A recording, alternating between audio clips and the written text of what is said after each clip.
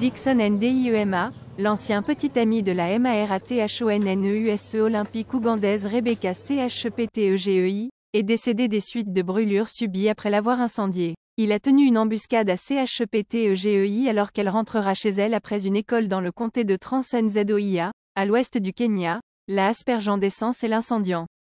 Des voisins ont entendu ses cris alors qu'elle courait vers eux, appelant à l'aide.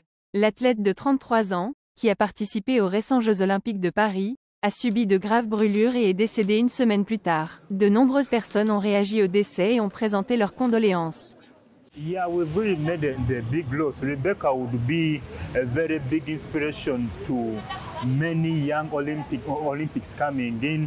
Le meurtre de Cheptegei marque le troisième cas d'une athlète tuée au Kenya au cours des 3 dernières années par un partenaire amoureux actuel ou ancien.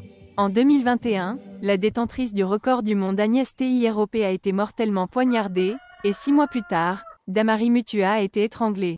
Les militants des droits des femmes ont déclaré que ces meurtres étaient un cas de féminidaire. Femicide has been rampant in this country. I remember in the beginning of this year, on 27th of January, as Kenyans and as Kenyan women, and thank God for the Kenyan public as well, we did a femicide march on 27th of January where we were demanding for the government to speak about and also act upon incidents of femicide. By that time, we had 32 cases of dead women in 1 month. As we're looking at, reported cases are 112 as of this month. That is a lot of women who have died.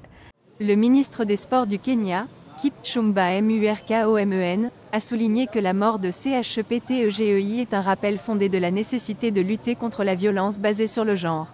Dans le pays, 41% des femmes mariées ont subi des violences physiques. Dans le monde, plus de 89 000 FEMMES étaient assassinés en 2022, plus de la moitié de ces honoraires étant perpétrés par des partenaires intimes ou des membres de la famille, selon l'ONU.